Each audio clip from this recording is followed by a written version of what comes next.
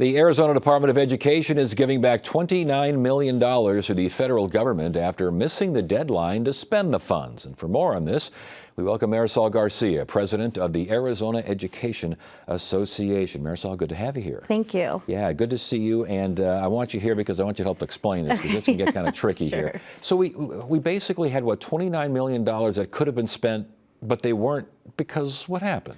We're not really sure. Unfortunately, this is the second time that the Arizona Department of Education has been limited in giving out information and being very clear. However, grants were applied for, which happens every year, and given to the state level, so to the Arizona Department of Education. Then it gives it out to schools or districts to spend. And if that money isn't spent, then it has to go back to the federal government. And this had to be spent by what, September 30th of last year? Last year. Okay. So why wasn't it spent? Yeah, it looks like there's just a lack of really understanding systems or how things work at the Department of Ed. Unfortunately, the folks that this hurts the most are the students who needed those funds. This money was going to be used to hire paraprofessionals, additional staff, specifically for schools that were desperately in need. How many schools do you think were affected? I'm not really sure because, again, this was a grant that was a year and a half ago, so the schools are now having to figure out where to make up that money. And these were, correct me if I'm wrong, the school improvement grants, okay? Yeah. What is a school improvement grant? What are the parameters there? Yeah, the parameters are usually based off of standardized tests that happen at the end of the year. If you see a school that is not keeping up to par with particular subgroups, so that could be special education, could be second language learners, so these groups are not increasing the way that everyone else is. These grants are then used to bring in additional resources and additional staff to help those students meet the goals. And cut by the money was cut by like 50% to some of these schools, right? Even more. Right. Some of these schools, there's not a lot of schools, but the schools that were targeted for this grant would be using this money and would have already planned to hire people. And my impression is they were encouraged to go big because we got the big money. Let's go for it. And this was something that the department was very much touting for their first year in office, this improvement grant system, that they were going to target these schools and really help them and use it as a model to be used for other schools. Now, okay, so the money is not going there. Does some of this money need to be clawed back? I'm not sure. Again, not real good with communication this year from the Department of Education. But what ends up happening is that when you hire folks, you hire them to help students. And so we're not really sure if those folks are going to be able to keep the jobs. Oh, okay. Tom Horne's office, the new superintendent of public instruction, relatively new, he said the prior administration was to blame. Has he got a point? Well, again, we don't really know. I don't really like blaming prior administrations or prior work. The issues in front of you, the problems in front of you, we got to find a way to fix it. Right. And this is the second time that we've had a similar situation from the department. He's saying that the previous administration, Kathy Hoffman as a superintendent, didn't alert the incoming administration about the deadlines. Does that make sense? I mean, it could make sense, but you're in office for a year and a half at this point. There has to be a way for them to have seen there are deadlines. We need to follow up on them.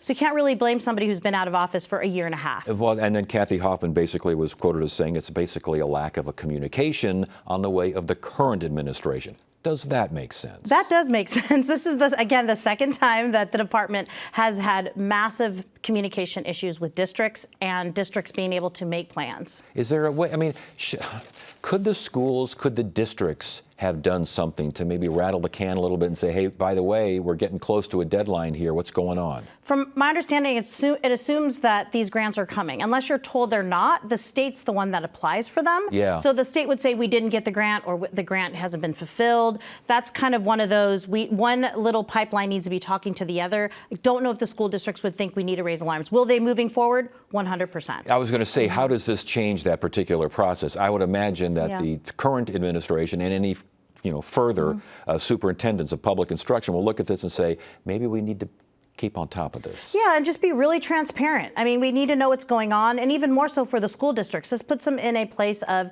having to protect their budgets and having to spend some more time making sure that what they're being told is true. Give us an example of a school, of just school districts in general, or one in particular that now has to deal with something they were not planning. Yeah, I mean, it really depends, because if this is a 23 grant, it's different than a 24 grant. I know that the school district I worked in, we relied on some of these grants to bring in special education assistants, so paraprofessionals, but we would know what we needed based off the student count, based on what the school students needed. Then the grant special would make sure that we hired the type of personnel. Then those personnel would be in there with the student. So we plan way before in order to make sure students get what they need. And now you got to plan on de-planning because Yes. everything you planned on is out the Yes. window. They may have to dip into places where they were holding on to for an emergency. They may have to let folks go.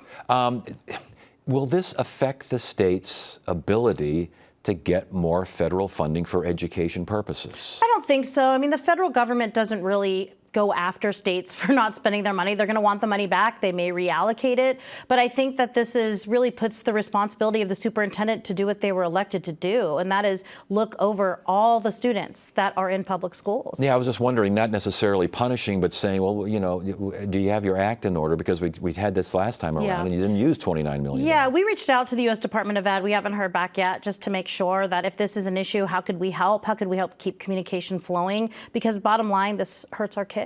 Yeah, we got a couple of minutes left here. Yeah. As education, you know, a big issue here in the next few weeks as school starts back. Yeah.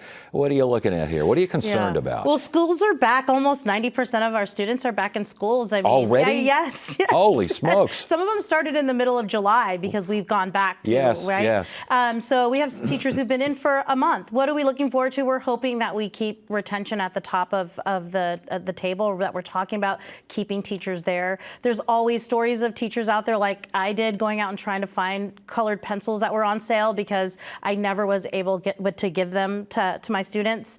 We're hoping that students feel safe in their schools, which is the #1 priority. The first few days of school are making kids feel welcome and safe, and parents welcome and safe in our schools. So that's what we're hoping is happening right now. Yeah, and I was going to say, what are you hearing from parents? What are you hearing from teachers? Yeah. Obviously, the same issues I would think would be covered, Yeah. but what else? I mean, Yeah, there's a couple school districts that are still looking to fill jobs. Yeah. There's several school districts that have hired people from out of the country that are waiting for them to get their visas cleared to come in and teach, which means that students are starting with different teachers than they'll have in a couple weeks. all right, Marisol, and again, this $29 million, it's gone with the wind, Yes, right? right now it is. It's not coming back. Not right now. All right, Marisol Garcia, Arizona Education Association. Good to have you here. Thanks for Thank you. joining us.